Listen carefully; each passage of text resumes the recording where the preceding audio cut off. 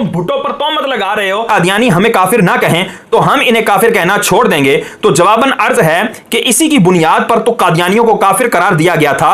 यह same statement Shah Ahmad नूरानी साहिब ने 1973 में दी थी कि भुट्टो साहिब ये तो आपको भी काफिर मानते हैं तो हम इन्हें काफिर क्यों ना कहें, ये तो हमको काफिर मानते हैं। तो जब भुट्टो साहिब ने उनको पूछा तो उन्होंने कहा कि हां हम आपको काफिर मानते हैं। तो इस पे यह फैसला हुआ कि जब ये मुसलमानों को काफिर कह रहे हैं तो इन पर कुफर का फतवा लगेगा। ये तो तुम भुट्टो पर तोहमत लगा रहे हो कि जी वो उसने इस बात पर काफिर नहीं करार दिया कि ये खत्म नबूवत का इनकार करते हैं, बल्कि इस बात पर करार दिया उनको काफिर कि वो भुट्टो को काफिर कहते हैं। वो अकल से पैदल शख्स कम से कम इतना तो समझ लो कई बातें सानवी हैसियत के तौर पर की जाती हैं। जैसे कहा जाए कि भुट्टो साहब ये तो खत्म नबूवत का इनकार करते ही करते हैं बल्कि मुसलमानों को भी काफिर करार देते हैं, आपको भी काफिर करार देते हैं, और तुमने दलील ये पकड़ ली कि जी इस तरह का जुमला बोलना जायज हो जाएगा।